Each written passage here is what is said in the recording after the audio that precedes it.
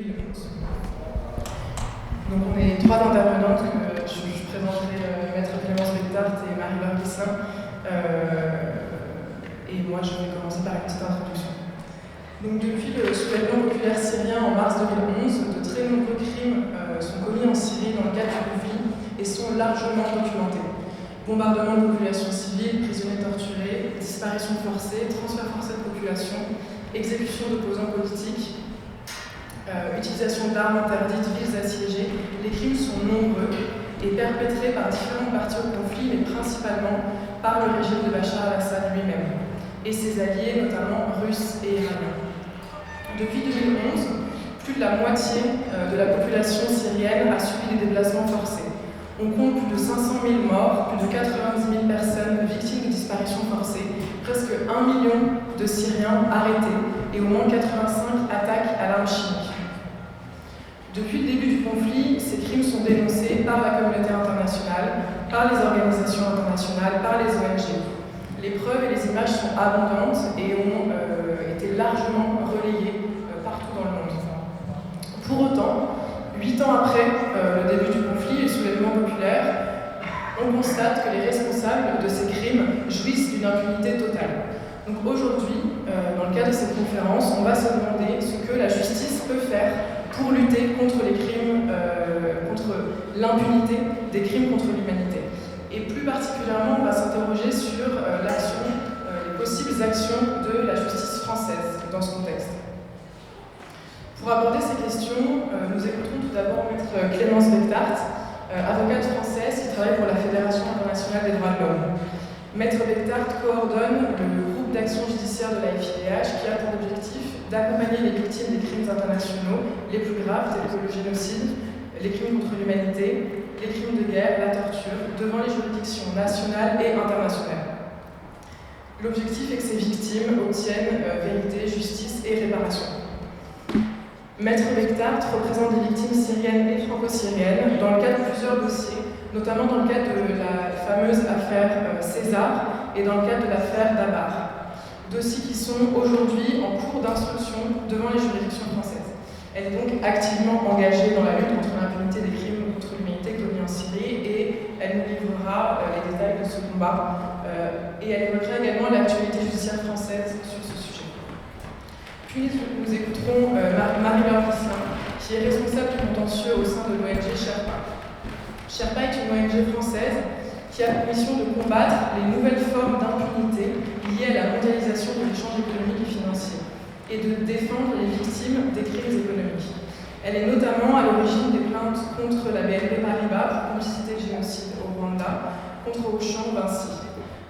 Marie-Laure Ghisselin développe le contentieux stratégique au sein de l'association Sherpa. Elle travaille sur des fondements juridiques innovants pour faire avancer la jurisprudence et l'accès des victimes à la justice. Elle est chargée des enquêtes de terrain, de la rédaction et du suivi des cas contentieux. Et elle a déposé, c'est ce qui va nous intéresser aujourd'hui notamment, la plainte contre Lafarge. Cette plainte contre l'entreprise française Lafarge et contre sa filiale syrienne Lafarge Cement Syria a été déposée en 2016 pour des faits commis en Syrie et en France, notamment de complicité de crimes contre l'humanité. Cette plainte impulsée et rédigée par Marie-Laure Ghisselin, qui va pouvoir en parler, est un moyen de lutter contre l'impunité des grandes entreprises françaises impliquées dans la commission à l'étranger de crimes contre l'humanité. Elle nous présentera le contexte, la stratégie ainsi que les blocages qui peuvent être rencontrés dans le cadre de ce dossier Lafarge. Mais avant de rentrer dans le vif du sujet avec nos deux intervenantes, je voudrais vous préciser quelques notions, quelques termes juridiques afin qu'on puisse discuter ensemble de tout ça. Donc, il existe différents mécanismes en droit international pénal pour poursuivre les personnes qui ont commis ou qui ont participé à la commission de crimes de masse. Il faut savoir, pour commencer, qu'en droit pénal, on peut poursuivre uniquement des individus. On ne peut pas poursuivre des États, on ne peut pas poursuivre des régimes. Donc, dans le cadre de cette lutte contre l'impunité des crimes contre l'humanité, il faut identifier des individus à poursuivre. Ce premier point est valable pour tous les mécanismes que je vais brièvement évoquer. Les mécanismes en droit pénal international sont nombreux, je vais vous en expliquer quelques-uns. Tout d'abord, vous avez peut-être entendu parler, j'imagine, de la Cour pénale internationale. C'est la cour qui se trouve à La Haye. Elle a été créée en 2002 à la suite d'un traité entre des États qui, de manière volontaire, ont décidé de signer le statut de Rome. C'est un choix que font les États d'adhérer ou non au statut de Rome et donc de faire partie de ce projet de Cour pénale internationale. L'objectif de cette Cour pénale internationale de La Haye est de juger des responsables de crimes contre l'humanité. Elle existe de manière permanente. Pour que cette Cour soit compétente, il faut qu'au moins une de ces trois conditions que je vais détailler, soit remplie. Il faut soit que l'auteur du crime contre l'humanité ait la nationalité d'un des États partis, d'un des États qui a décidé de signer le statut de Rome. C'est une première option. Une deuxième option est que le lieu où a été commis le crime contre l'humanité, le crime de masse, soit sur l'un des États de la même manière qui a signé, qui a décidé de faire partie de ce projet de Cour pénale internationale. La troisième option, c'est que le Conseil de sécurité des Nations Unies décide lui-même de renvoyer, de saisir la Cour pénale internationale pour les faits en question. Donc on a ces trois possibilités qui sont ouvertes. Dans le cadre des crimes commis en Syrie, on est bloqué. On est bloqué parce que la Syrie n'est pas partie au statut de Rome. Elle n'a pas décidé volontairement de ratifier le statut de Rome. Donc les deux premières options que je viens de vous exposer ne sont pas envisageables. Par ailleurs, concernant la troisième option, donc la saisine par le Conseil de sécurité des Nations Unies, il faut savoir que le processus de décision au Conseil de sécurité des Nations Unies veut que 5 pays ont un droit de veto. Ces 5 pays sont la France, le Royaume-Uni, les États-Unis, la Russie et la Chine. Merci. Le problème qui se pose, c'est que, comme je le disais précédemment, la Russie est l'un des grands alliés du régime syrien, Bachar el-Assad, et de manière absolument systématique, au Conseil de sécurité des Nations Unies, elle pose ce droit de veto. Elle bloque la possibilité de saisir la Cour pénale internationale. Donc, ce premier mécanisme n'est pas envisageable aujourd'hui pour lutter contre l'impunité des crimes de masse commis en Syrie. Un deuxième mécanisme qui existe est la création d'un tribunal pénal spécial. Les deux plus fameux dont vous avez peut-être entendu parler sont le tribunal spécial pour le Rwanda et le tribunal pénal pour l'ex-Yougoslavie. Ce sont des mécanismes qui ont vocation à juger des faits qui ont été commis à un lieu précis et sur un espace de temps précis. Ils n'ont pas vocation à être permanents. Le problème qui se pose ici de nouveau, c'est que ces tribunaux spéciaux sont créés par une décision du Conseil de sécurité des Nations Unies.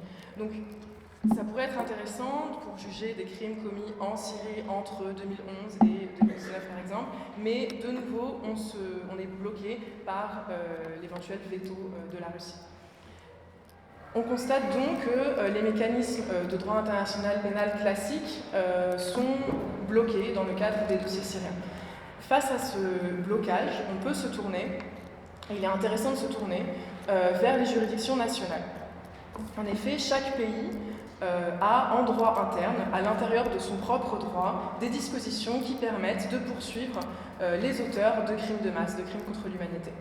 Dans le cadre des dossiers syriens, face à ces blocages, cette option peut être intéressante et on a des dossiers qui ont été ouverts dans plusieurs pays européens, notamment en Espagne, en Allemagne, en France et en Suède.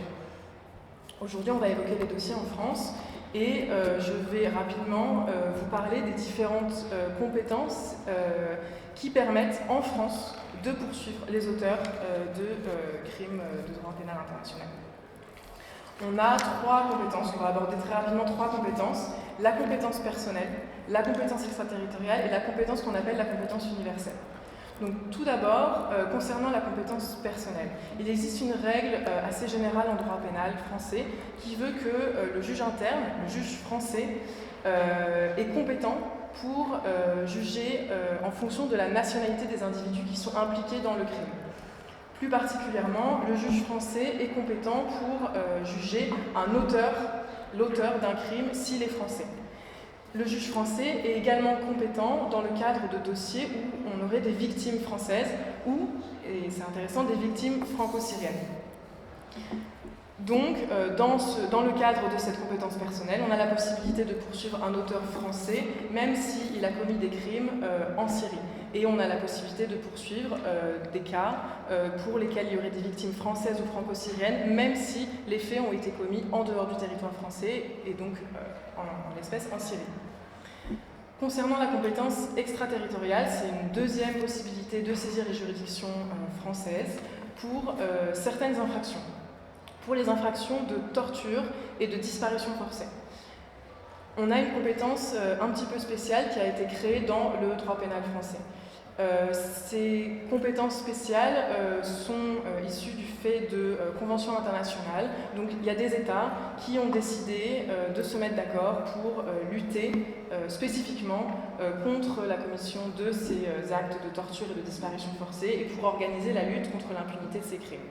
Donc dans ce cadre-là, la France permet de poursuivre des auteurs de torture et de disparition forcée, même si ils ont été commis en dehors du territoire français par quelqu'un qui n'a pas la nationalité française. Donc dans ce cadre-là, il est possible, grâce à cette compétence, de poursuivre quelqu'un qui aurait commis en Syrie, un Syrien qui aurait commis en Syrie des actes de torture ou de disparition forcée. Les tribunaux français sont compétents. Enfin, le dernier mécanisme que je voudrais aborder est la compétence qu'on appelle la compétence universelle. Cette compétence concerne certains crimes. Le crime contre l'humanité, le crime de génocide et les crimes de guerre. On considère que ces crimes sont si graves que le principe veut que n'importe quelle juridiction devrait pouvoir être capable d'en poursuivre les auteurs. Ça, c'est la théorie. En pratique, en droit pénal français, on a cette compétence qui est dite universelle, mais qui a été encadrée par des conditions. Ces conditions, on les appelle classiquement en droit pénal international les verrous de la compétence universelle, parce qu'elles entraînent des blocages assez conséquents. Un des premiers verrous, alors les verrous sont cumulatifs, ils s'additionnent. L'un des premiers verrous veut que la Cour pénale internationale, que j'évoquais précédemment, décline sa compétence, dise qu'elle n'est pas compétente. Dans le cadre des dossiers syriens, ce n'est pas un gros problème, puisque comme je vous l'expliquais auparavant, la Cour pénale internationale n'est pas compétente. Par contre, on a des véritables verrous dans le cadre de la compétence universelle, notamment le fait qu'il faut que ce soit le procureur spécialisé dans ce domaine-là, le procureur français, qui décide lui-même de poursuivre les auteurs. En droit pénal général, il existe la possibilité aux victimes de porter plainte directement devant le juge d'instruction. Dans le cadre de la compétence universelle, cette possibilité-là n'existe pas. Donc on a ce verrou du procureur qui doit lui-même saisir les juridictions.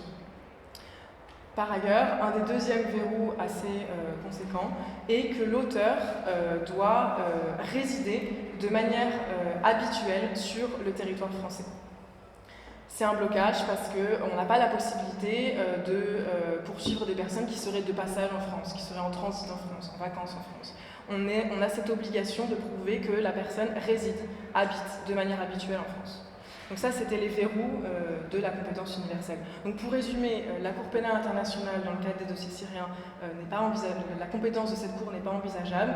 La compétence des tribunaux, enfin la création d'un tribunal n'est pas envisageable dans le cadre de ces cas syriens. En France, ce qu'on peut faire, c'est poursuivre un auteur français ou poursuivre un auteur qui aurait commis un crime à l'encontre d'une victime française ou franco-syrienne. Dans le cadre de la torture et des disparitions forcées, le juge français peut poursuivre si l'auteur se trouve. Alors ici, c'est se trouve, donc on n'a pas besoin de prouver qu'il habite de manière continue sur le territoire français. Dans ce cas-là, on a la possibilité de poursuivre même s'il est en transit sur le territoire français. Et enfin, la compétence universelle, avec ces deux blocages de la saisine par le procureur spécialisé français et de la résidence habituelle. Donc c'était les mécanismes sur lesquels je voulais revenir rapidement. Un dernier point avant de laisser la parole aux intervenantes sur le fond. Un dernier point à vous expliquer, c'est la définition en droit français des crimes qu'on va évoquer aujourd'hui. Je le fais à ce stade-là parce que la définition n'est pas exactement la même en droit français, en droit interne français, que devant la Cour pénale internationale, que devant les tribunaux. Donc la définition que je vous donne là, c'est celle qui concerne les procédures devant le juge national français, donc les procédures que je viens de vous détailler. Le crime contre l'humanité, pour poursuivre un crime contre l'humanité, ou pour être condamné en tout cas pour un crime contre l'humanité, il faut pouvoir prouver un certain contexte. Il faut montrer certaines conditions qui sont cumulatives dans lesquelles le crime a été commis, dans le cadre duquel les crimes ont été commis. Il faut que les crimes soient commis en exécution d'un plan concerté, à l'encontre d'un groupe de population civile et enfin dans le cadre d'une attaque généralisée et systématique. Ces trois conditions de contexte qu'il faut prouver si on veut condamner, poursuivre quelqu'un pour crime contre l'humanité. Dans le cadre du génocide, en droit interne français, le contexte est un peu différent. On a toujours besoin de prouver l'existence d'un plan concerté, mais ici, l'objectif de ce plan doit être la destruction partielle ou totale d'un groupe. Ce groupe, il doit être un groupe ethnique, national, racial ou religieux. C'est défini de manière assez claire, très claire, en droit pénal français. Donc on se pose parfois la question de la destruction partielle ou totale d'un groupe d'opposants politiques, par exemple, notamment dans le cadre syrien. Ce groupe d'opposants politiques ne fait pas partie des groupes tels que définis en droit français qui rentreraient dans la définition du crime de génocide. Donc il est préférable à ce stade-là de poursuivre pour crime contre l'humanité. Donc c'était les quelques notions sur lesquelles je voulais faire un petit point. J'espère avoir permis de clarifier un petit peu avant qu'on puisse aborder le fond et les dossiers dont Maître Bechtart et Marie-Laure Ghislain s'occupent. Et je vais passer la parole à Maître Bechtart. Merci. Bonsoir à toutes et à tous. Merci aussi aux organisateurs pour cette invitation et d'avoir organisé cette conférence sur ce sujet si important. Je voudrais vous parler du travail qui est mené, que je mène dans le cadre de la FIDH pour lutter contre l'impunité des auteurs des crimes commis en Syrie. Non pas de manière juridique, mais plutôt pour vous raconter une série d'histoires et surtout insister sur les raisons qui guident aussi ce travail, pourquoi il est fait, avec qui il est mené et comment on le mène.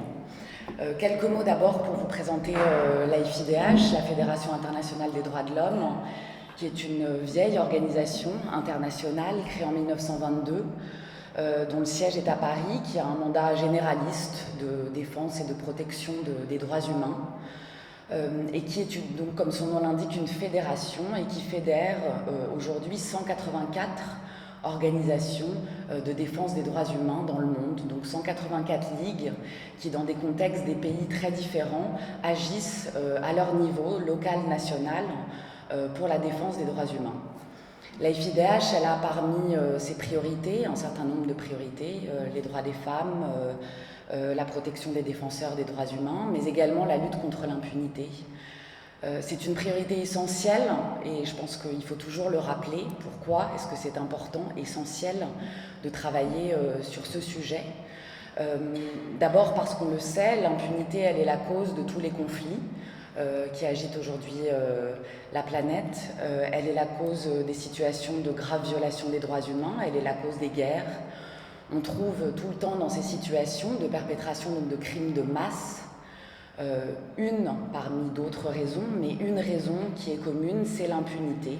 L'impunité des auteurs du passé, le fait que de tels crimes aient pu être perpétrés sans avoir été sanctionnés, sans que les responsables aient été jugés, sans que les victimes n'aient été rétablies dans leurs droits et plus largement sans que les sociétés meurtries aient pu raconter cette page de leur histoire et envisager aussi un processus de réconciliation, de reconstruction qui permettra, lorsque les conditions sont réunies, de créer des garanties de non-répétition de ces crimes. Lutter contre l'impunité, donc ça a une vocation assez individuelle pour une victime qui veut que son bourreau ou l'auteur des crimes commis contre ses enfants soit sanctionné, soit jugé, qu'elle puisse accéder à des réparations. Mais ça a aussi une vocation et une fonction beaucoup plus universelle qui touche non pas des individus mais une société tout entière lorsque des crimes de cette ampleur ont été perpétrés. Les organisations qui composent l'AFIDH et avec laquelle on travaille, l'AFIDH, donc je le disais, est une fédération, donc on travaille pour, avec, par nos organisations membres. Ces ligues sur le terrain sont très souvent les premières interlocutrices des victimes de ces crimes de masse. Elles sont souvent aussi celles qui, les premières, peuvent documenter, recueillir des preuves, recueillir des témoignages, être en première ligne dans des situations, encore une fois, de guerre, de conflit ou plus généralement de graves violations des droits humains. Et elles font appel à des organismes comme l'AFIDH, souvent pour essayer de trouver un juge pour ces victimes, de trouver une voie pour que justice soit rendue. Encore une fois, dans une quête très individuelle qui rejoint aussi une quête beaucoup plus universelle. Alors, le contexte a beaucoup évolué, ça a été évoqué dans les années, à la fin des années 90, je ne remonterai pas plus loin dans le temps, mais on a vu la création, l'adoption du statut de Rome en 1998, la création de cette Cour pénale internationale, avec un certain nombre d'États qui ratifiaient le statut et qui donc acceptaient le postulat de se joindre à cette Cour à vocation permanente, à vocation universelle, qui a pour objet de juger les plus graves responsables des crimes les plus graves lorsque la justice nationale, la justice du pays où les crimes ont été commis, ne peut pas agir ou lorsqu'elle ne veut pas agir, ce qui est bien souvent le cas, puisque bien souvent les puissants qui orchestrent, qui commettent ces crimes de masse sont ceux qui sont au pouvoir et qui rendent donc impossible l'accès des victimes à la justice au niveau national. Donc essor, je le disais, au début des années 2000, de la Cour pénale internationale, de ce mécanisme aussi de compétence universelle qui a été très médiatisé au moment de l'affaire Pinochet, cet ancien dictateur chilien arrêté à Londres en vertu d'un mandat d'arrêt prononcé par un juge espagnol. Donc on voyait là les fondements d'une justice internationale se mettre en route avec des victimes chiliennes qui ne pouvaient pas déposer leur plainte devant la justice de leur pays et qui s'étaient tournées vers la justice espagnole. Donc l'essor de ce mécanisme aussi, et puis un contexte politique plutôt en faveur de la lutte contre l'impunité, avec cet adage qu'on a beaucoup retrouvé, pas de paix sans justice, dont certains États, certains gouvernants se faisaient les échos aussi au niveau multilatéral, dans des enceintes telles que les Nations Unies. Et donc on a vu cet essor avec donc cette cour, ce mécanisme de compétence universelle qui s'est assorti d'un plaidoyer mené par des victimes elles-mêmes, des associations de victimes, des ONG internationales, pour faire en sorte que des justices nationales en France, en Belgique, en Allemagne, en Suède, en Espagne ou ailleurs, puissent avoir aussi les moyens de s'emparer de ces crimes qui sont complexes, à appréhender, de surcroît lorsqu'ils concernent des contextes étrangers, et que des pôles judiciaires puissent être créés dans un certain nombre de pays avec des magistrats spécialisés, des procureurs, des juges, des enquêteurs spécialisés pour pouvoir exclusivement enquêter sur ce type de crime, recevoir les plaintes des victimes et créer donc, au-delà de ce mécanisme présent dans la loi, mais des dispositifs qui puissent permettre de recevoir des plaintes et peut-être un jour aussi d'aboutir à des procès. Aujourd'hui, la situation n'est plus du tout la même, inutile de le dire, mais j'y reviendrai brièvement. On a des attaques incessantes contre la justice pénale internationale dans son ensemble, un échec du multilatéralisme dans un certain nombre d'enceintes, une logique de puissance qui prédomine, et puis dans les règlements des conflits, aucune place laissée aujourd'hui à la justice, à la lutte contre l'impunité, mais plutôt une justice militaire, une justice des vainqueurs qui ne laisse aucune place à ce genre d'options en faveur de la lutte contre l'impunité. Alors, Pour autant, malgré ce contexte difficile, eh bien, à partir de 2011, l'AFIDH a commencé à travailler avec des organisations syriennes, avec la société civile syrienne, avec des activistes, des défenseurs, des avocats, qui déjà travaillaient depuis des décennies, des années, dans un contexte très difficile, parce que les crimes perpétrés par le régime syrien n'ont pas commencé à l'être en 2011. Mais nous avons travaillé sur le fait d'essayer de faire en sorte que des plaintes puissent être déposées et que des enquêtes puissent être ouvertes. Alors c'est vrai que dans les premiers temps, tous les regards se sont tournés vers la Cour pénale internationale, avec un fort plaidoyer mené auprès des grandes puissances pour justement pouvoir surmonter l'absence de ratification du statut de Rome par la Syrie, pour pouvoir surmonter les blocages que l'on voyait apparaître au niveau du Conseil de sécurité des Nations Unies. Et puis à partir de 2013, premier veto de la Russie à des résolutions qui tentaient de saisir la Cour pénale internationale, 2014, second veto. Et là, constat unanime au sein des activistes, des organisations, de la société civile syrienne, que cette voie-là était une impasse et qu'il fallait se tourner vers d'autres mécanismes, et en particulier vers le mécanisme de la compétence universelle. Donc nous avons travaillé avec, encore une fois, des organisations. L'organisation membre de la FIDH sur la Syrie, c'est SCM, le Centre syrien des médias et de la liberté d'expression, présidé par Mazen Darwish. C'est avec cette organisation que la FIDH travaille en très étroite collaboration, mais aussi avec de nombreuses autres organisations qui ont documenté, parce qu'on l'a dit, il faut sans cesse le rappeler, le conflit syrien est un conflit qui a été l'un des plus documentés sur place par des activistes, par la société civile syrienne elle-même. Et donc nous avons travaillé pour essayer de construire des plaintes, trouver des voies d'accès à cette justice extraterritoriale, avec des critères qui vous ont été présentés et dont on sait à quel point ils sont difficiles, et puis avec une volonté politique au niveau européen qu'on pouvait considérer comme a priori favorable, mais sûrement aussi ambiguë, parce qu'il n'y a jamais de volonté politique absolument claire pour lutter contre l'impunité et laisser toute sa place à la justice pour prospérer.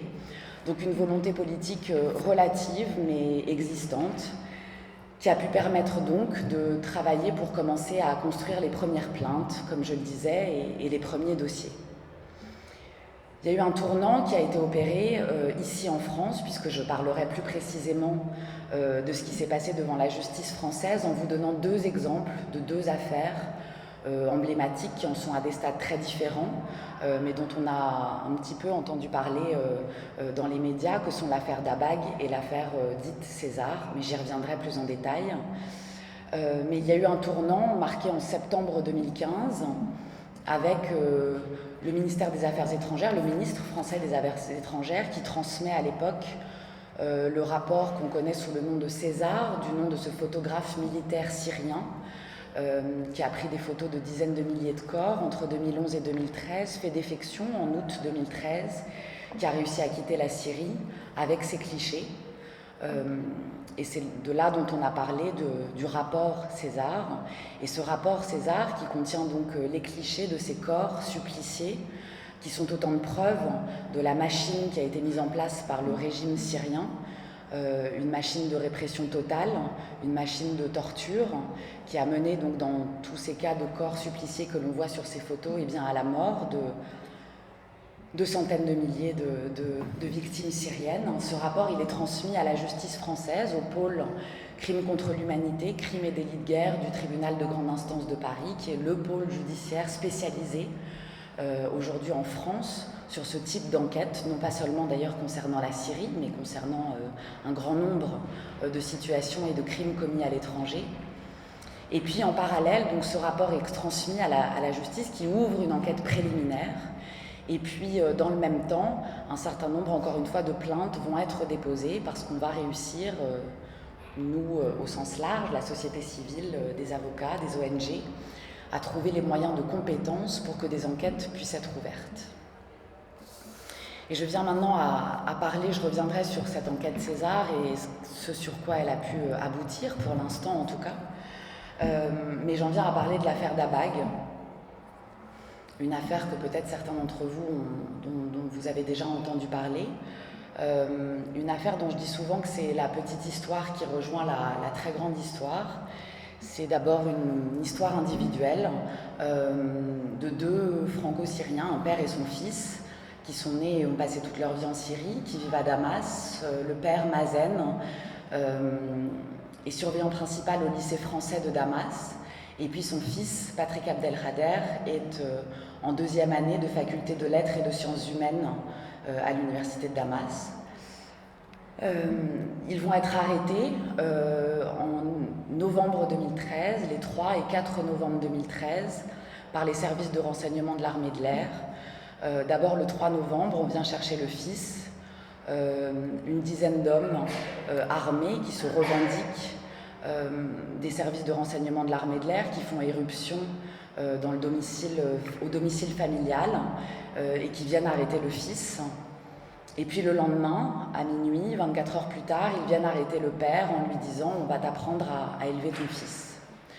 On saura qu'ils ont été transférés au centre de Mezzé, à l'aéroport militaire de Damas, un centre de détention aux mains des services de renseignement de l'armée de l'air, qui a été amplement documenté, décrit, dénoncé par la commission d'enquête des Nations Unies, par des ONG internationales comme Human Rights Watch, comme étant l'un des centres de détention avec le pire taux de mortalité parmi les centres de détention aux mains du régime. Et puis, eh bien, on n'entendra plus jamais parler d'eux. Ils vont disparaître dans les geôles du régime syrien, comme tant d'autres victimes syriennes. Et Obeida Dabag, qui est donc le frère et l'oncle des deux victimes, lui est franco-syrien également. Il est en France depuis 30 ans à ce moment-là. Il va apprendre la disparition de son frère et de son neveu.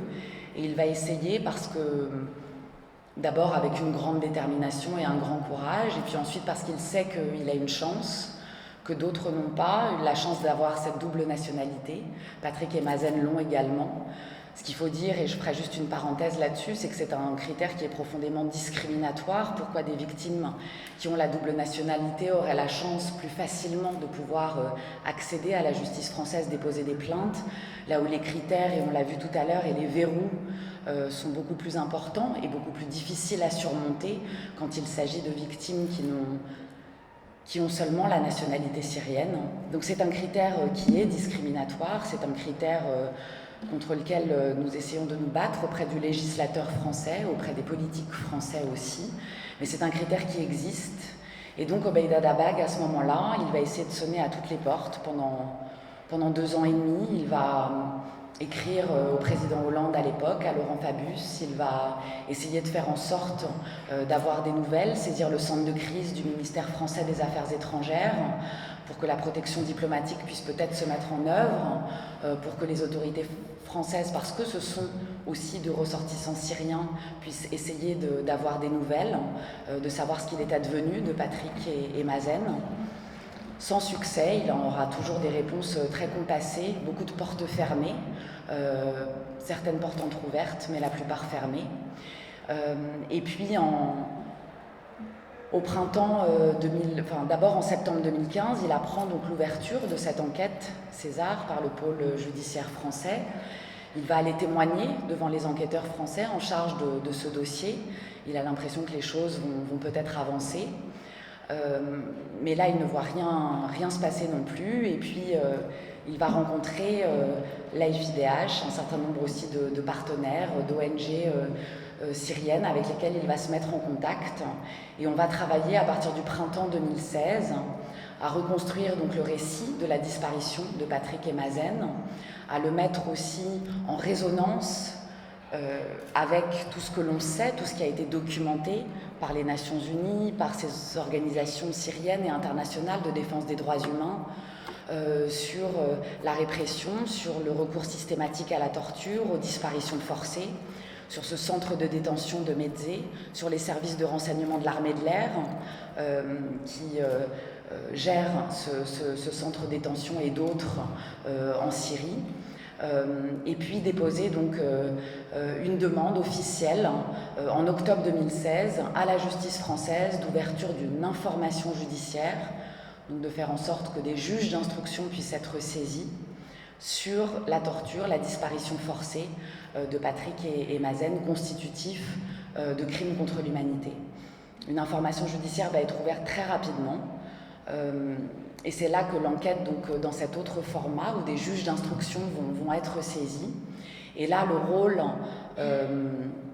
d'Obeida, le rôle des ONG comme la FIDH, comme SCM, qui vont accompagner aussi Obeida dans ce processus, eh bien, va être, parce que ce qu'il faut savoir, c'est que les enquêteurs français, allemands, suédois n'ont pas accès, bien sûr, au terrain syrien, et qu'il va falloir essayer de leur amener des preuves, des témoignages, auxquels eux vont aussi, bien sûr, pouvoir avoir accès, les mettre en relation avec un certain nombre de personnes, de victimes, de personnes qui ont été détenues dans ce centre de détention de Médzé, qui ont pu en réchapper, qui ont accepté aussi, là, avec un grand courage, une grande détermination, de livrer leur témoignage à la justice française pour raconter quel était le sort réservé à des personnes comme Patrick et Mazen dans ce centre de détention de Médzé. Et puis l'enquête va avancer comme ça pendant 2 ans. Parce que ce qu'il faut savoir, c'est que c'est une chose pour des ONG, pour la commission d'enquête des Nations Unies, de dire que des crimes contre l'humanité, des crimes de guerre sont perpétrés en Syrie par le régime syrien, mais c'en est une autre que des juges indépendants, qui disposent souvent de peu de moyens ou de moyens insuffisants, mais des juges indépendants, soient-ils français, encore une fois allemands, à défaut de la Cour pénale internationale, à défaut de la justice syrienne elle-même, puissent établir que oui, ce sont bien judiciairement des crimes contre l'humanité, établir judiciairement la réalité de ces crimes et surtout arriver à établir des responsabilités pénales individuelles. On ne parle plus là du régime syrien, on parle d'individus, on parle d'une chaîne de commandement, on parle de crimes commis à l'encontre de 2 citoyens syriens, mais qui correspondent à des schémas que l'on retrouve de manière systématique, qui ont été orchestrés et pensés au plus haut niveau de l'État syrien. Et c'est ça les crimes contre l'humanité. C'est qu'à partir des actes individuels, à partir de leur qualification judiciaire, on arrive à restituer des schémas de perpétration, on arrive à restituer des politiques de répression, et on arrive aussi à établir des responsabilités individuelles de personnes qui ont ordonné, qui ont pensé, qui ont orchestré ou qui ont commis directement ces crimes. Et cette information judiciaire, donc, elle va connaître un tournant majeur à l'été 2018, il y a un peu plus d'1 an, lorsque le régime syrien, sous la pression de son allié russe, a commencé à émettre des actes de décès, et à émettre ces actes de décès en les délivrant aux familles de disparus, aux familles syriennes qui se demandaient encore si leurs proches arrêtés étaient vivants ou morts, où est-ce qu'ils étaient détenus, à émettre ces actes de décès en nombre. Et c'est comme ça que la famille d'Abag va pouvoir récupérer des actes de décès délivrés par l'état civil syrien qui vont venir attester que Patrick et Mazen sont morts avec des dates de décès supposées, des causes inconnues. Sur d'autres actes de décès, on trouvera des crises cardiaques de manière assez systématique. Et donc l'État syrien vient dire à la famille d'Abag que Patrick est mort en janvier 2014, quelques mois, quelques semaines après son arrestation, et que Mazen, lui, le père, est mort en novembre 2017, donc 3 ans après son arrestation, chez lui à son domicile à Damas. Ces actes de décès, on va les fournir à la justice française et on aura là la preuve absolue, si je puis dire, non seulement que Patrick et Mazen ont bien été arrêtés par le régime syrien, comment autrement l'État syrien aurait pu fournir ces actes de décès, ces dates aussi, et c'est à partir de là que les choses vont s'accélérer et qu'en octobre dernier, en octobre 2018, les juges d'instruction français de ce pôle spécialisé vont émettre 3 mandats d'arrêt internationaux pour complicité de crimes contre l'humanité. Le premier visant Ali Mamlouk, le numéro 2 du régime syrien, chef du bureau de la sécurité nationale, qui supervisait sous cette fonction les 4 services de renseignement et de sécurité syriens qui ont orchestré cette répression. Jamil Hassan, chef des services de renseignement de l'armée de l'air, celui de ces 4 services qui est au commandement de ce centre de détention de Médzé dont on parlait, là où Patrick et Mazen ont été emmenés.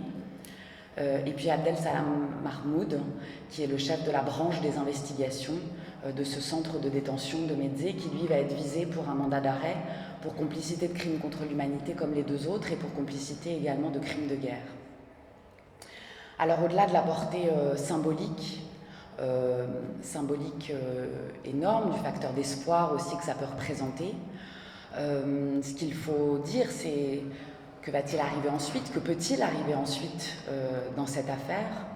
Ces mandats d'arrêt internationaux, ça veut dire que ces trois hauts responsables syriens qui sont visés par ces mandats d'arrêt, eh bien, pourraient, s'ils venaient à quitter le territoire syrien, à voyager vers un État tiers, être visés par une demande d'extradition de la part des autorités françaises pour être remis à la justice française et pour y être jugés.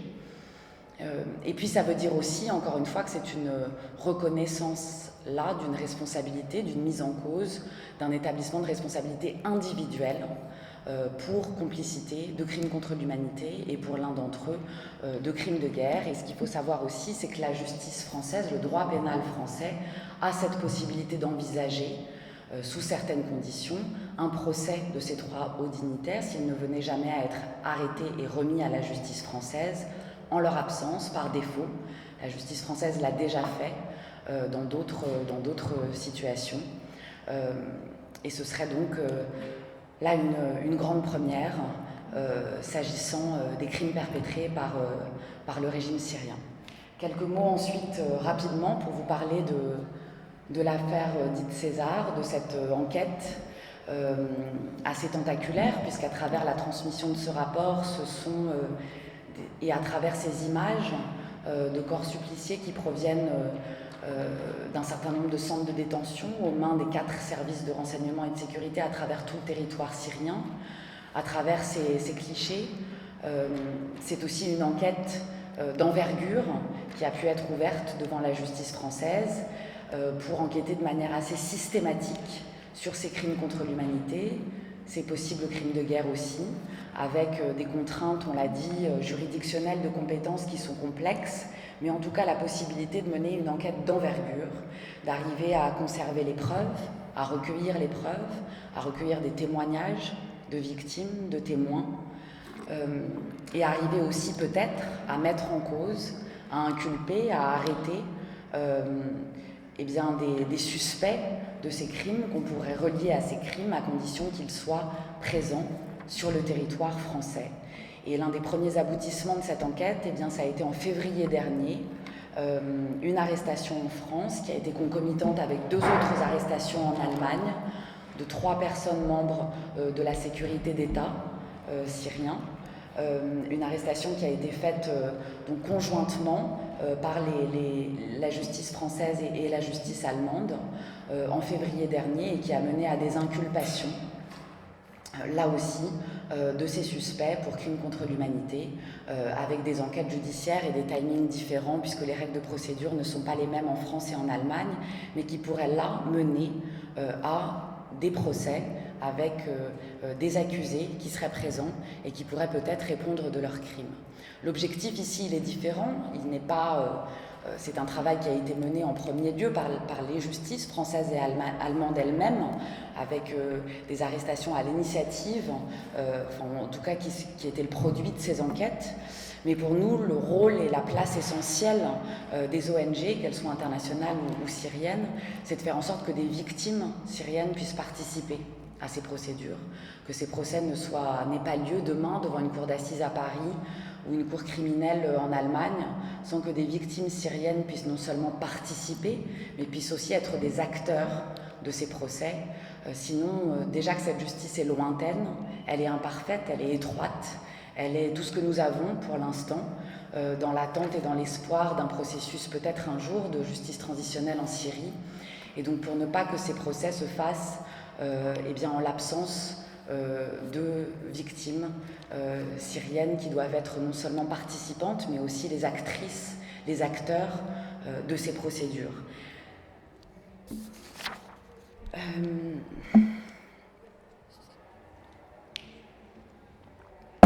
Je terminerai brièvement, je pense que j'ai été un peu longue déjà. Un mot ou quelques mots pour vous dire que voici quelques-unes des affaires qui sont en cours devant la justice française. D'autres le sont aussi, soit qui n'ont pas encore été rendues publiques, soit qui sont en cours. Ces deux affaires, je voulais les prendre comme exemple parce qu'elles sont celles qui ont fait l'objet de plus de communication, mais on peut espérer, en France et d'ailleurs comme ailleurs, encore une fois, que d'autres mandats d'arrêt puissent être émis contre des hauts dignitaires syriens pour d'autres types de crimes ou appartenant à d'autres services. Et puis aussi que des procès puissent avoir lieu ici en France mais ailleurs en Europe. Et donc quelques mots très brefs pour vous dire que la justice allemande aussi est en première ligne. Une enquête d'envergure a été ouverte dès 2011. Un mandat d'arrêt international contre Jamil Hassan, le même, avait été émis il y a un peu plus d'un an par la justice allemande. 2 arrestations ont eu lieu, je vous l'ai dit, en février. Et on a aussi des perspectives qu'un certain nombre de procès puissent avoir lieu en Allemagne. Et puis, un certain nombre d'ONG syriennes, internationales, ont aussi déposé des plaintes en Suède, en Allemagne, en Autriche, peut-être demain aux Pays-Bas ou en Belgique, avec autant donc d'espoir aussi qu'un certain nombre d'enquêtes puissent être ouvertes, certes lointaines, certes étroites, mais encore une fois pour aussi arriver à rendre le sens de cette justice qui doit, en attendant qu'elle soit syrienne, doit être internationale et universelle. Et puis nous avons aussi, et je le dirai enfin, ce mécanisme créé par l'Assemblée générale des Nations unies en décembre 2016, devant l'impasse du Conseil de sécurité des Nations unies, qui est un mécanisme impartial, indépendant et international, un nom un peu barbare, mais pour parler en fait d'un mécanisme d'enquête assez innovant, qui n'est pas une cour, qui n'est pas un tribunal, qui n'est pas une commission d'enquête, comme celle créée assez tôt aussi par les Nations unies, mais qui est un mécanisme qui est chargé eh bien de recueillir des preuves, de les consolider, de les sécuriser et de pouvoir contribuer aussi à ces procédures judiciaires qui sont en cours un peu partout en Europe et pourquoi pas demain aussi ailleurs devant un tribunal international ou en Syrie. Donc un certain nombre de mécanismes qui sont en place, qui ne ressemblent pas du tout à ce que devrait être une justice internationale à la hauteur de l'ampleur des crimes qui ont été commis, mais une justice qui tente d'avancer aussi et peut-être d'incarner quelque chose dans un contexte, et il faut le rappeler, où certes des mandats d'arrêt internationaux sont émis, des procès peut-être se passeront, des victimes pourront de plus en plus porter plainte, mais Bachar el-Assad a gagné la guerre avec ses alliés. Le règlement politique du conflit exclut aujourd'hui toute option de justice, de lutte contre l'impunité, de place des victimes, de tout ce dont on parlait ou que j'évoquais au début de ma présentation. Et donc tout l'enjeu aussi est de savoir comment est-ce que ces procédures, comment est-ce que ces mécanismes de justice peuvent influer plus largement sur des mécanismes politiques de règlement du conflit et sur ce que doit être aussi et ce que doivent être les ambitions, comme je le disais en introduction de mes propos, d'une initiative pour lutter réellement contre l'impunité de crimes de cette ampleur. Et puis je finirai pour parler d'un dernier défi et qui est quelque chose qui nous occupe en ce moment. On a beaucoup parlé des crimes du régime syrien. Bien évidemment, c'était la priorité parce que le régime est le premier responsable, le premier déclencheur de cette répression sanglante qui s'est abattue sur la population syrienne. Mais il est essentiel aussi de se concentrer sur d'autres types de crimes commis par d'autres parties au conflit, parce que la lutte contre l'impunité, elle ne doit être ni la justice des vainqueurs, ni celle même des perdants. Elle doit être une justice qui puisse prétendre à rendre compte et à rendre justice à toutes les victimes de tous les crimes commis. Donc aujourd'hui, il y a un certain nombre d'efforts en Europe pour faire en sorte que les crimes commis par des acteurs non étatiques, par des groupes armés, par aussi l'État islamique dont on a beaucoup parlé, fassent l'objet de procédures judiciaires, non pas sous l'angle du terrorisme, là où les victimes ont rarement leur place, mais sous l'angle de crimes contre l'humanité, de crimes de guerre, puisque c'est bien cela dont il s'agit de crimes commis contre des populations civiles. Et puis une dernière chose, parce que je ne voudrais pas finir mon propos sur un message qui ne soit pas un message d'espoir. Il est évident que, encore une fois, quand on compare l'ampleur des crimes aux faibles avancées auxquelles nous sommes parvenus jusqu'à présent, eh bien on se dit à quoi bon continuer avec cette justice qui est encore une fois si imparfaite, si lointaine, qui sera peut-être demain soumise à beaucoup d'aléas politiques aussi, d'intérêts diplomatiques, et ça on ne l'oublie pas, on l'a toujours à l'esprit.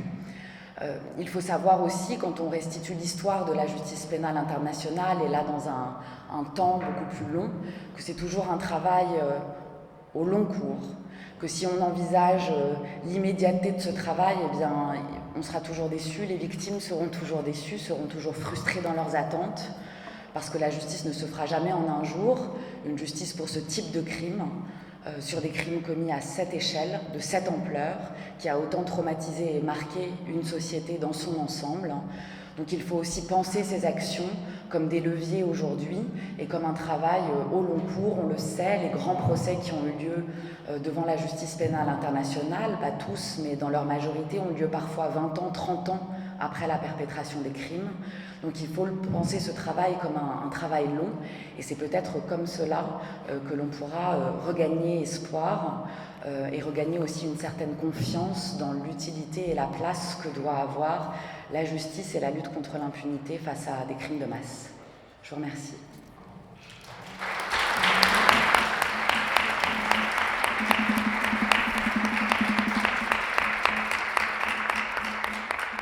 Merci beaucoup pour ce témoignage et ces explications. Je vais maintenant donner la parole à Marie-Laure Ghislain, qui va aborder le dossier Lafarge, dont on a également parlé dernièrement dans les médias. Merci beaucoup Anna et aux organisateurs de ce magnifique festival. Merci Clémence pour cette présentation pertinente. Vous m'avez bien aidé déjà en déblayant le terrain.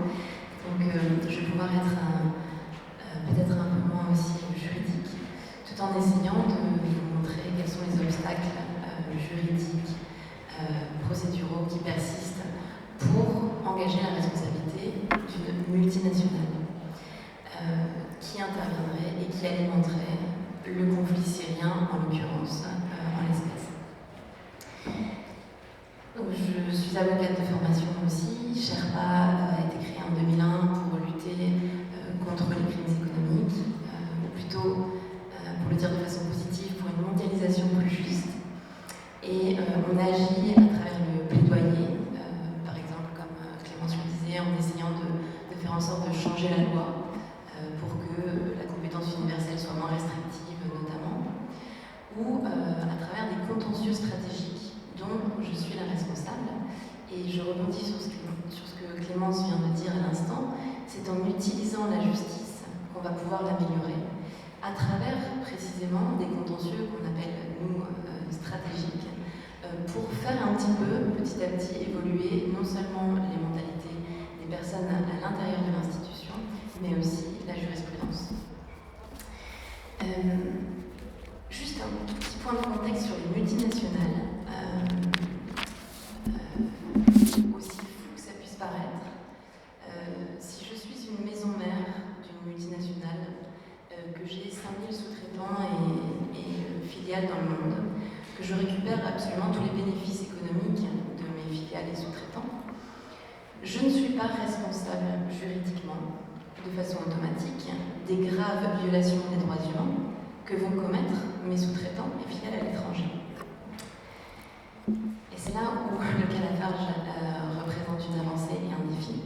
Comment on a pu, malgré ce vide juridique, mettre en œuvre la responsabilité de Lafarge en France, qui a notamment fait en sorte, en tout cas n'a pas empêché que sa filiale en Syrie commette de graves violations de droits humains en Syrie, comme on va le voir. Et pourquoi c'est important de pouvoir changer cet état de droit? Puisque on vous a parlé aujourd'hui avec Clémence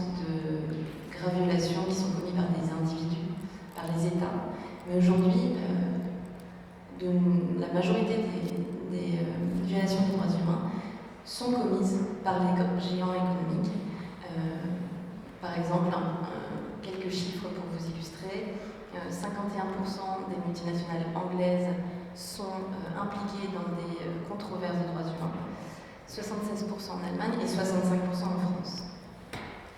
Alors imaginez une entreprise, le plus grand cimentier du monde, Lafarge, qui faisait en 2014 12,8 milliards de chiffre d'affaires, qui en fait aujourd'hui 24 en ayant fusionné avec Holcim, et qui détient à 99% une filiale en Syrie, qu'elle achète en 2010, vouloir maintenir à tout prix ses activités en Syrie, alors même que Total, Bell, Schneider Electric, toutes les autres multinationales ont quitté la Syrie à partir de 2012. Imaginez aussi que, comme on l'a dit, l'embargo sur les armes et le pétrole a été déclaré depuis mai 2011, qu'a priori on connaît les crimes contre l'humanité qui sont commis, et pourtant on décide de continuer à avoir des centaines de salariés sur place sans pouvoir les protéger des crimes contre l'humanité qui sont commis. Donc on a réussi petit à petit, grâce notamment à la journaliste Myriam Kellou qui a révélé l'affaire dans le Monde, et petit à petit les plaignants syriens eux-mêmes, à récolter plusieurs centaines d'emails qui montraient que Lafarge aurait financé notamment l'EI, mais pas seulement, plusieurs groupes armés pour pouvoir se maintenir en activité. Nous parlons aujourd'hui de plusieurs millions, il s'agit de 13 millions, en payant, donc en achetant du pétrole ou du pouzolan pour pouvoir maintenir son activité, en payant des taxes à lui, en obtenant des laissez-passer aux nombreux checkpoints ou en vendant du ciment aux groupes armés. Et Lafarge a dû, pour cela, négliger la sécurité sur les centaines de salariés qui étaient présents, alors qu'elle a mis à l'abri tous les expatriés depuis 2012. Les Syriens, eux, sont hébergés à Manbij, dans une ville qui va être aux mains de l'État islamique et qui est bombardée par le régime depuis le début de la guerre. Certains plaignants nous expliquent que lorsqu'ils viennent à l'usine, ils ont extrêmement peur que leur famille se fasse bombarder ou qu'elle soit soumise aux exécutions de Daesh lorsqu'il s'agit de Manbij.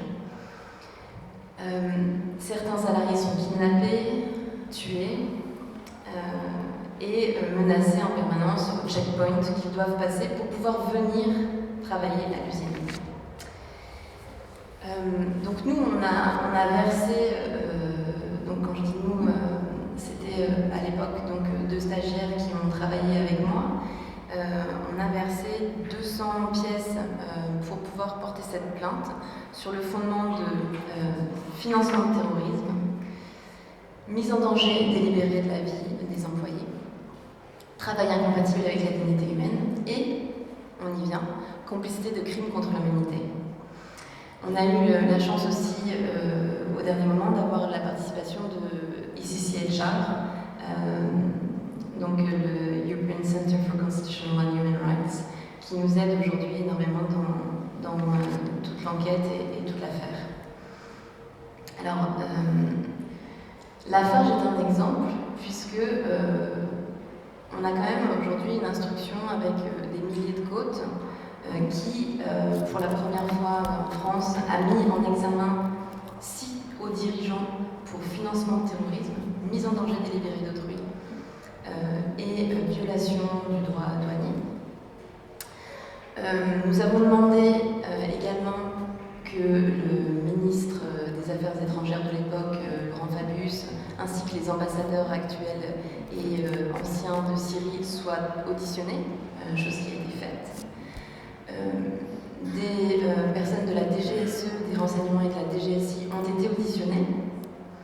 Et enfin, miracle, le 28 juin 2018, et je vous raconterai tout ce qu'on a dû faire pour obtenir ce miracle, la personne morale, c'est-à-dire l'entreprise, est mise en examen pour non seulement financement de terrorisme, mise en danger délibérée de la vie d'autrui, mais également complicité de crimes contre l'humanité, pour la première fois dans le monde.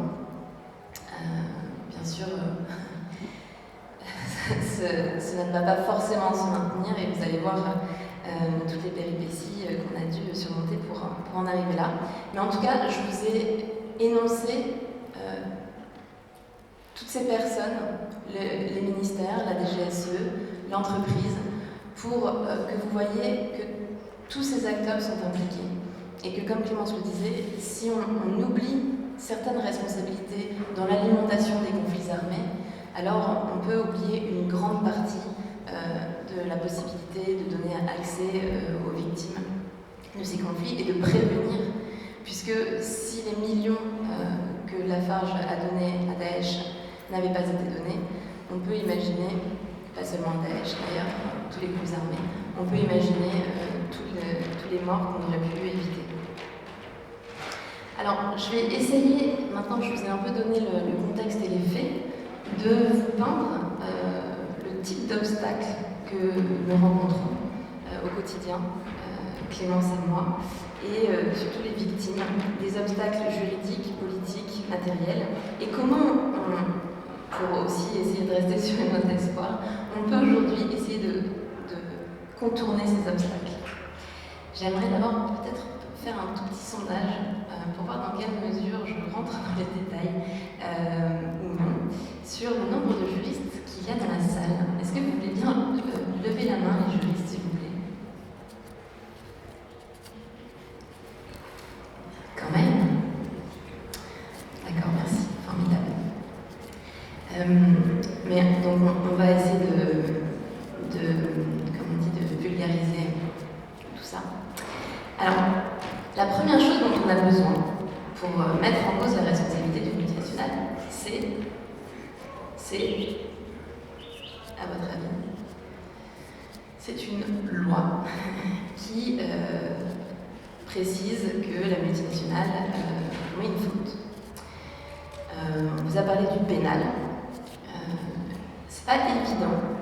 Dans tous les pays du monde, on n'a pas la possibilité de mettre en cause la responsabilité pénale d'une entreprise. En France, d'ailleurs ce n'est pas vieux, ça date de 2009, on peut aujourd'hui mettre en cause la responsabilité pénale d'une entreprise, donc une personne morale, et demander qu'elle soit jugée devant un tribunal pénal. Donc on a besoin d'une loi dans le code pénal qui nous dise, cette entreprise peut être responsable pour telle infraction. Comme je vous l'ai dit, dans cette plainte, nous on a pu montrer qu'il y avait du financement de terrorisme et complicité de crimes contre l'humanité, mise en danger également. Pourquoi financement de terrorisme a été important? Parce que nous avons tous été, peut-être bassinés dans les médias sur la lutte contre le terrorisme du gouvernement. Et vous imaginez bien que si une entreprise est attaquée pour financement de terrorisme, la justice ne peut pas faire l'impasse d'ouvrir une instruction. Et c'est comme ça, d'une certaine façon, tristement, qu'on a eu cette porte ouverte pour ensuite obtenir cette mise en examen pour complicité de crimes contre l'humanité. Le terrorisme est extrêmement important en soi, de toute façon, puisque on dit oui, on lutte contre le terrorisme. Certaines mères sont condamnées à 2 ans ferme pour envoyer un billet d'avion à leur fils en Syrie. Donc il était essentiel de rechercher la responsabilité de tous les acteurs en matière de terrorisme, de financement de terrorisme. Mais aussi, comme je vous l'ai dit, pour pouvoir entrer rapportent de la complicité de crimes contre l'humanité. Et je ne sais pas si vous avez noté, mais les dirigeants, eux, n'ont pas été mis en examen sur le fondement de complicité de crimes contre l'humanité. La personne morale, oui. Et c'est, au départ, d'ailleurs, même l'avocate à qui on avait confié le dossier nous disait « mais tu rêves, la complicité de crimes contre l'humanité, on ne l'obtiendra jamais ». C'était effectivement assez fou comme pari. Avec Ici Etchar, on a rendu une note au juge d'instruction de dizaines de pages pour essayer de convaincre que ce financement de terrorisme pouvait être notamment considéré comme un acte positif de complicité de crimes contre l'humanité, et faire de ce cas un des cas emblématiques de multinationales qui alimentent des conflits armés et qui sont responsables de graves violations de droits humains. Ne pas faire un cas multinational et terrorisme, mais multinational et violation grave de droits humains. Si on avait fait uniquement, juste pour que vous compreniez, complicité de crimes contre l'humanité ou mise en danger délibérée des salariés, je pense que le public n'aurait pas été ému, les médias non plus, et on n'aurait peut-être pas réussi à obtenir cette instruction. Bien sûr, ce serait trop beau si on s'arrêtait à cette mise en examen et qu'on allait petit à petit vers un jugement. Lafarge a fait appel de cette mise en examen. On s'est retrouvé le 20 juin dernier à 2 avocats contre 22 avocats de Lafarge en train de nous dire qu'on ne voit pas pourquoi on les accusait de complicité de crimes contre l'humanité, dans la mesure où les crimes contre l'humanité eux-mêmes n'étaient pas prouvés, que personne ne pouvait prouver que Daesh, par exemple, pour ne citer que, avait commis des crimes contre l'humanité. Donc, on a dû, et notamment avec l'aide d'Anna, qui travaillait au Ici Etchar, que je remercie encore, travailler d'arrache-pied pour rendre un mémoire, pour montrer aux juges à nouveau qu'il fallait maintenir cette mise en examen pour complicité de crimes contre l'humanité, que les millions versés à Daesh et que les autres actes positifs de complicité étaient bien avérés. Nous aurons le verdict, le délibéré en octobre, et on espère que Lafarge pourra rester un cas emblématique de multinationale et droits humains. Vous imaginez bien qu'on ira jusqu'à la Cour de cassation. Donc on n'a pas fini et on est qu'au stade de l'instruction. Mais déjà, c'est un grand espoir, puisque, comme je vous le disais, d'obtenir cette mise en examen historique contre une des plus grandes puissances françaises, et que la DGSE soit interrogée, que le ministre des Affaires étrangères soit interrogé. Voilà, au départ, on n'en attendait pas tant. On a besoin d'une loi, donc je vous ai montré qu'on avait, nous, dans notre code pénal, ces fondements, financement de terrorisme et complicité qu'on avait pu utiliser. Mais ce n'est pas si simple. Quels sont les obstacles en termes de droit que nous rencontrons? Comme je vous le disais, en fait, une multinationale n'est pas responsable automatiquement de ses filiales et sous-traitants à l'étranger. Donc là, on avait beau dire oui, Lafarge est responsable, il a fallu qu'on mette dans 30 pages de plainte le lien entre la maison mère et la filiale syrienne, pour bien montrer que c'est la maison mère en France, ce sont les dirigeants français qui étaient responsables des crimes, de la complicité de crimes contre l'humanité. Et ça, c'est extrêmement compliqué. Les juges n'ont pas du tout l'habitude de ce type de lien entre la maison mère et les filiales à l'étranger. Et c'est la raison pour laquelle ce cas a été beaucoup cité à l'Assemblée nationale lorsque nous étions en train d'essayer de persuader les parlementaires qu'il fallait adopter une loi au civil et au pénal. On n'a pas obtenu au pénal, mais on l'a obtenu au civil, qui change cet état de droit et qui demande aux multinationales françaises d'être responsables des graves violations sur leur chaîne que nous, consommateurs, on ne se sente pas coupable malgré nous de ces graves violations. Lorsqu'on consomme d'une multinationale française, on sache que cette multinationale est responsable sur sa chaîne de production. Pareil, au départ, en 2012, quand on a commencé ce plaidoyer, on nous prenait pour des fous. Elle a été passée en mars 2017, adoptée. Pour l'instant, c'est l'unique loi dans le monde qui existe en ce sens, mais beaucoup de pays voisins veulent imiter la France. On essaie de faire du plaidoyer au niveau européen et il y a un traité international qui est aussi en négociation.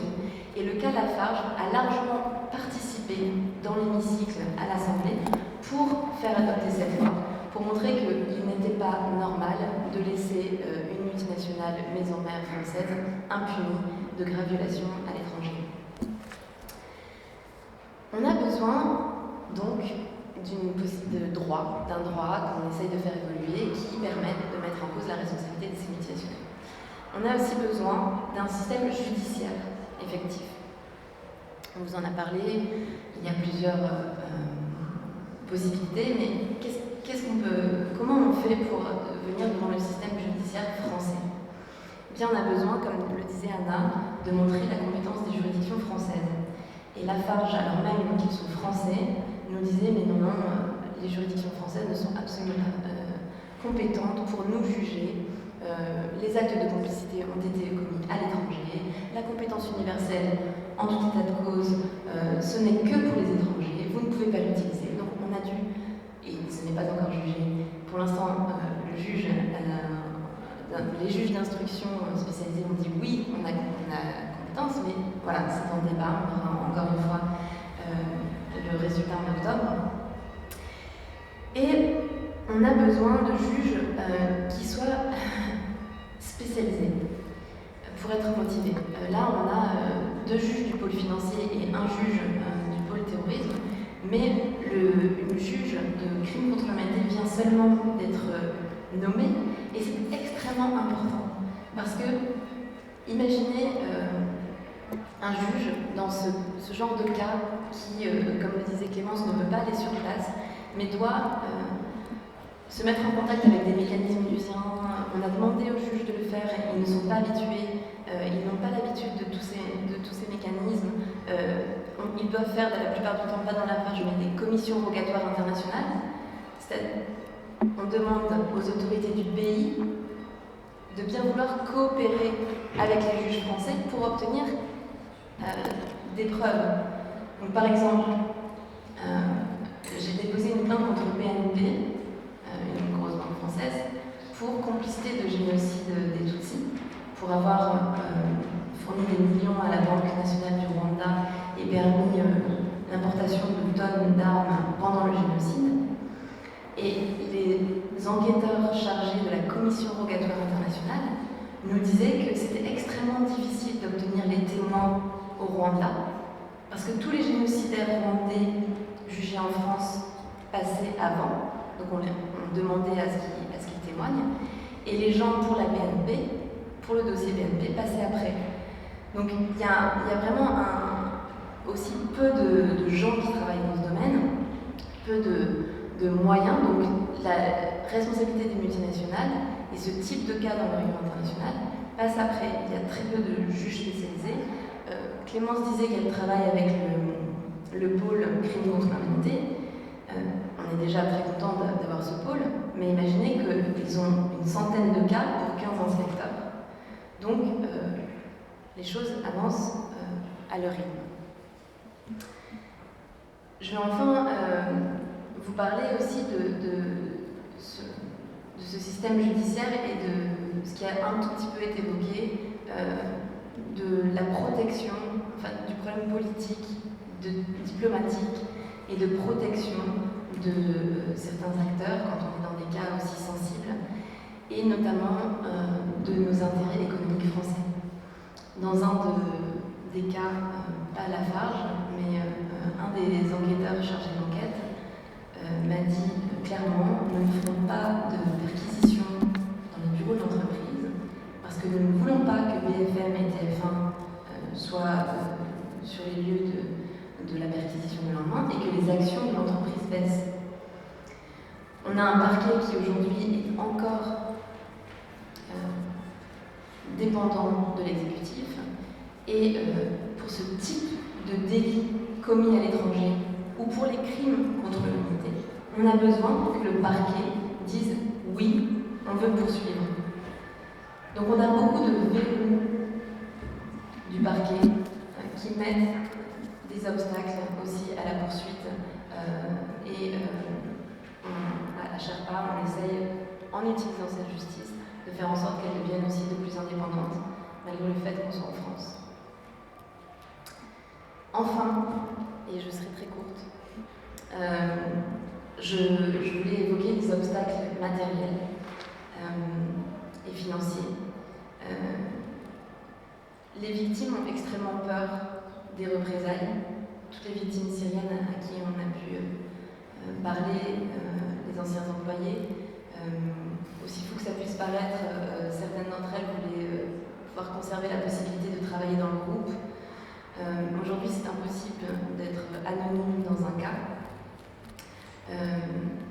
Et imaginez également que ces victimes, qui ne savent parfois pas comment porter plainte contre une entreprise juste à côté de chez elles, faire le lien entre leur dommage et l'entreprise, ne vont pas imaginer que leur dommage peut être in fine dû à une maison mère à l'autre bout du monde, en France. Et donc il faut que des personnes, des avocats, des juristes, des ONG comme les nôtres puissent les accompagner. Or, et ce n'est pas le plus grave, mais les ONG comme les nôtres sont empêchées de plus en plus d'agir en France. Il y a des habilitations législatives qui restreignent de plus en plus nos possibilités d'agir. Lafarge demande à ce que nous soyons reconnus irrecevables dans notre plainte. Et nous sommes attaqués en diffamation, par ce qu'on appelle des poursuites bâillons. Par exemple, Bolloré attaque tous les 2 mois un journaliste, un lanceur d'alerte, une ONG, pour faire en sorte qu'on ne puisse pas parler des activités qui sont un peu gênantes de ce groupe. Donc nous essayons aussi de faire en sorte d'obtenir des réformes pour que nous ayons une loi contre ces poursuites bâillons et que nous puissions être recevables. Donc, nous avons rendu le 20 juin, là, dans cette fameuse audience dont je vous parlais, de 22 avocats contre 2, un gros mémoire pour essayer de défendre notre recevabilité, puisque si des associations comme la FIDH et Sherpa ne peuvent plus agir pour défendre les victimes de crimes économiques et de crimes contre l'humanité, les victimes directement auront encore plus de mal à accéder à la justice. Bien évidemment, comme je vous parle du système français, je ne vous parle pas de tous les partenaires syriens et autres dans nos autres cas, qui eux font l'objet de poursuites bâillons bien plus graves, qu'on a décrites jusqu'ici, des arrestations arbitraires et disparitions forcées et autres. Enfin, il y a un problème clairement de finances, puisque ces cas sont des cas où on est contre des gens qui ont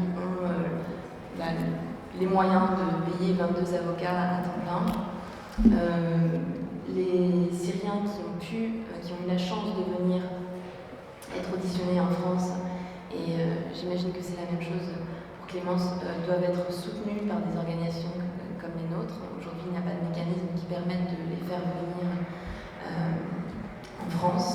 Et certains sont bloqués en Turquie, notamment, puisqu'ils n'ont pas le statut de réfugiés. Donc là, on voit que toute la politique migratoire est aussi très liée à cette justice internationale et à l'accès des victimes, notamment en France, puisque certains qui n'ont pas le statut de réfugié ne peuvent pas se payer le luxe de quitter la Turquie, par exemple, où elles ne pourraient pas revenir si, comme elles n'ont pas le statut de réfugié. Voilà, certes, ce sont des obstacles, mais vous voyez que dans ce cas, en tout cas, en particulier, on a quand même une mise en examen, que des centaines de salariés vont pouvoir, nous l'espérons, avoir accès à la justice. mais pas seulement, puisque ce que j'ai oublié de préciser certainement, c'est que si nous obtenons la mise en examen pour complicité de crimes contre l'humanité, notamment de Daesh, du fait des actes positifs de Lafarge, ce sont aussi les victimes syriennes, victimes directement de ces crimes contre l'humanité, qui pourront obtenir une réparation devant la justice française. Donc c'est essentiel de pouvoir rechercher tout type de responsabilité dans ce type de conflits armés pour pouvoir, on espère, donner petit à petit plus d'accès à la justice aux victimes. Je vous remercie.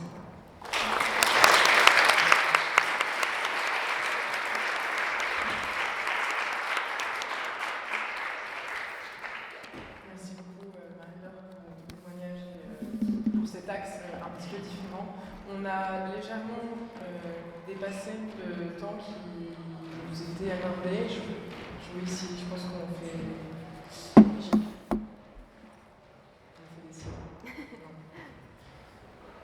Est-ce qu'il y a des personnes qui veulent poser des questions? Ouais, est-ce qu'on a le temps pour 2-3 questions? Ouais, ok, super.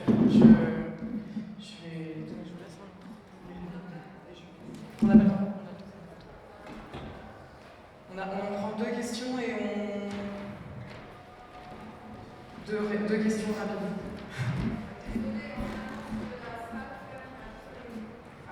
Ferme à quoi? Ça marche. La salle ferme à 10h30. On va prendre la question de Lucie. Il y a une projection d'un En fait, documentaire. j'ai 3 questions. Là, je vais profiter. En fait, vous avez parlé du fait que l'auteur de crimes contre l'humanité doit être un citoyen européen ou un citoyen qui a signé déjà l'accord de Rome. Et qu'est-ce que vous pensez si je dis qu'on pense autrement? C'est-à-dire, si on cherche la complicité des crimes contre l'humanité, comme vous avez fait avec Lafarge, et on pense à la première dame syrienne, et comme elle est anglaise, elle a la nationalité britannique. Et deuxième question, si on parle de... Vous avez déjà parlé du certificat de mémoire qui étaient délivrés par le régime syrien. Et là, c'était déjà des certificats qui étaient signés par un médecin légal qui disent que cette personne-là était morte dans cet hôpital et à cause de cette crise cardiaque. Sachant que le travail des organisations syriennes, c'est un travail d'observation préalable des violations contre le crime contre l'humanité. Alors, c'est quoi la solution devant ces défis? Et pour la faire là-bas, c'est juste, moi j'ai une opinion personnelle. Vous avez dit que c'est une symbolique. Moi, je trouve que c'est une décision politique par rapport aux autorités françaises, juste pour avoir peut-être des contrats de construction après, pour faire la pression sur le régime syrien après d'avoir des contrats, quelque chose comme ça. Moi, je ne crois pas que c'est vraiment après 9 ans de tout ce qui s'est passé, de avoir seulement un résultat symbolique. Merci beaucoup.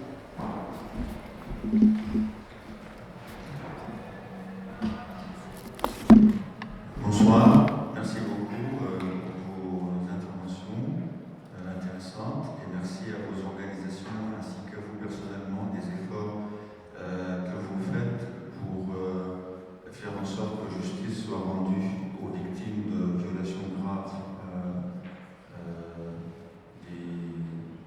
dans le cadre des conflits. Ma question, cela redonne l'espoir à la société civile syrienne, puisqu'on en parle de la Syrie, dans sa lutte pour se libérer de cette dictature brutale, sans pareil presque au monde. Et voilà, cela lui redonne l'espoir. Merci. J'ai une question. Est-ce que vous sentez certaines pressions du politique d'une manière générale et peut-être du pouvoir exécutif en particulier dans le cadre de ces procès-là? Je pense plus au cas Lafarge, puisque les intérêts économiques seraient en cause. Voilà. Est-ce que le pouvoir exécutif est tenté d'intervenir pour influer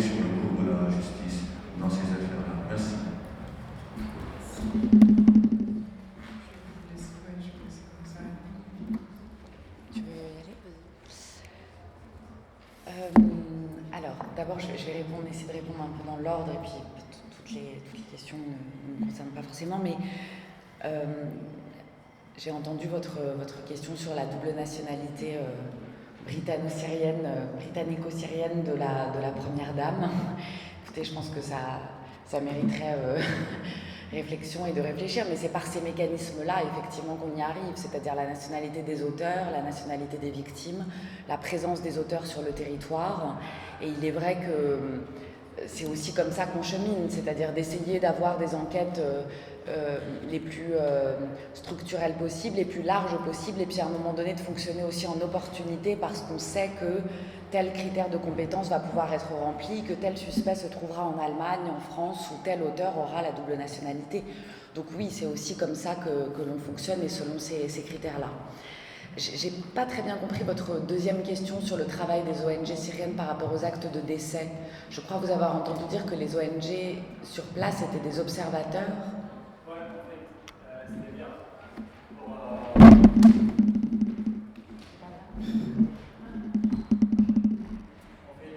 selon les critères de la Cour pénale internationale, le travail des organisations syriennes ne dépasse pas l'observation préalable de décommenter les crimes contre l'humanité. Ça, c'est ça ce qu'on a vu. Moi, j'ai travaillé sur un petit dossier pour le procureur à Genève, et oui, il dit facilement ça. Donc, est-ce que vous avez autre chose? Alors moi, j'ai un avis très différent sur cette question. Je sais que c'est beaucoup dit par dans certains milieux d'experts que le travail des ONG syriennes ou locales en général qui sont sur le niveau national, c'est très faible, c'est de l'observation, comme vous dites. Moi, je suis absolument pas d'accord. Bien évidemment, les ONG ne sont pas des enquêteurs, on n'est pas là pour prendre la place de la justice. Mais les ONG syriennes, on le vit chaque jour, elles ont fait un travail admirable, fantastique, de documenter ce qui était en train de se passer, et je ne le dis pas de manière démagogique, j'en suis convaincue. Après, est-ce qu'un travail de documentation devient une preuve, et comment ça devient une preuve devant un juge dans un procès, ça c'est un autre débat, c'est un débat juridique, mais certains éléments qui ont été amenés par des ONG syriennes, qui ont été ramenés de Syrie, et moi j'en suis le témoin, ont été considérés comme des preuves qui ont permis d'avancer dans les enquêtes judiciaires. Donc je pense qu'il n'y a pas les enquêteurs d'un côté, les ONG internationales très spécialisées, et puis des grands procureurs, et puis ensuite les activistes sur le terrain qu'on ramènerait à des rôles de simples observateurs. Moi, je pense autrement. Et si ces conflits-là, si ces enquêtes aujourd'hui, elles sont possibles, c'est avant tout parce qu'elles ont été documentées sur le terrain. Et si elles ont été documentées sur le terrain, c'est par des Syriens et grâce à des activistes et des ONG syriennes. Après, vous parliez de Dabag, est-ce que c'est une décision politique ? Vaste question, on pourrait en faire une autre table ronde. Oui, on rêverait d'une justice parfaitement indépendante et totalement indépendante. La justice, je pense qu'elle n'est jamais vraiment totalement, nulle part d'ailleurs. Elle est peut-être plus ou moins, mais jamais vraiment totalement indépendante. Moi, ce que j'ai pu voir dans cette affaire d'Abarc, d'abord, c'est que il y avait une question de moyens donnés à la justice française, comme dans toutes ces enquêtes, et qui décide des moyens donnés pour enquêter sur ce type de crime, c'est le politique, c'est l'exécutif. Donc s'il y a, à un moment donné, quand Laurent Fabius, alors ministre des Affaires étrangères, transfère ce rapport César, fait beaucoup de communication autour, et qu'on voit derrière qu'il y a un enquêteur qui est en charge de cette enquête, au niveau de l'office en France, on voit bien que les moyens ne sont pas donnés, et on a toutes les raisons de penser à ce moment-là que c'est un effet d'affichage, et qu'il ne se passera rien derrière parce que les moyens ne sont pas donnés derrière. Donc bien évidemment, il y a toujours du politique, de la même manière que nous, on le craint. Un jour, c'est Muammar Kadhafi était visé par un mandat d'arrêt international quand il a été accueilli en France. Il avait été jugé par défaut devant une cour d'assises française pour terrorisme. Et il a été accueilli et il a pu planter sa tente à l'Élysée en toute sérénité. Donc on le sait très bien, ce qui à un moment donné va servir des intérêts politiques le sera peut-être pas demain. Et peut-être que les États, que ce soit la France ou d'autres, décideront demain de tendre la main à Bachar el-Assad. Donc il n'y a pas de décision qui soit purement judiciaire. Après, il y a aussi peut-être certaines circonstances dans lesquelles parce qu'il faut parler de ces dossiers, parce qu'il faut parler de ces affaires, parce qu'il faut aussi donner la voix aux victimes syriennes pour qu'elles disent l'importance que ça a. Et peut-être que le rôle des ONG aussi, il est de tenter de mettre de temps en temps à l'abri ces procédures de trop d'instrumentalisation ou d'ingérence politique. Voilà, je pense avoir répondu plus de manière globale aussi sur votre question de l'instrumentalisation. Juste un mot très rapide parce qu'on me fait signe, il faut que nous évacuions la salle. Le parquet n'est pas, je disais, indépendant de l'exécutif encore, donc l'exécutif ne prendra jamais le risque évidemment de nous faire des menaces directement, des pressions directes, mais on le voit bien à travers le parquet, à travers ce que j'ai pu vous dire d'un enquêteur qui me dit non, on n'ira pas faire de perquisition parce qu'on protège les intérêts, à travers le parquet général dans l'affaire Lafarge qui fait un réquisitoire contre la complicité de crimes contre l'humanité, donc qui n'est pas assez courageux pour voilà, demander cette mise en examen pour complicité. On a quand même dans ce dossier, comme je vous disais, en plus des responsables de l'État, puisque le ministère des Affaires étrangères, les ambassadeurs, des gens de la DGSE étaient en contact régulier avec les services de sécurité de Lafarge, ils étaient absolument au courant de tout ce qui se passait. Donc, ce dossier, enfin, évidemment, il y a une partie extrêmement politique, et c'est la raison pour laquelle, en introduction, je vous disais aussi à quel point nous avions eu, d'une certaine façon, la chance d'avoir une porte grâce au financement du terrorisme, puisque le gouvernement était évidemment attendu, enfin, la justice était attendue sur un dossier comme celui-ci de financement de terrorisme, vu sa campagne de lutte contre le terrorisme. Donc il ne pouvait pas faire l'économie d'ouvrir un dossier. Mais juste une mini anecdote pour vous faire comprendre à quel point, même si on n'a pas de pression directe, évidemment on sait bien à quel point tout est bien orchestré par l'exécutif. Pour la loi de devoir de vigilance, lorsque Macron était ministre de l'économie, clairement on n'a pas pu négocier. Il était contre la loi. Apparemment, des mails par centaines étaient envoyés par le MEDEF en lobby pour que cette loi ne passe pas. À partir du moment où Hollande, pour tout un tas de raisons, je passe le détail, a demandé à Sapin, du coup, qui avait changé, donc le nouveau ministre de l'économie, de faire passer cette loi, on a pu négocier et on a pu... Donc, et voilà, une loi évidemment qui demandait aux multinationales d'être responsables sur la chaîne de production. Donc on est face à des intérêts énormes, un lobby énorme, et évidemment que même dans des affaires comme Lafarge où on a obtenu une instruction contre une multinationale pour complicité de crimes contre l'humanité, on sent cette pression politique. Merci. Merci beaucoup à vous deux, merci à tous pour votre intérêt. Et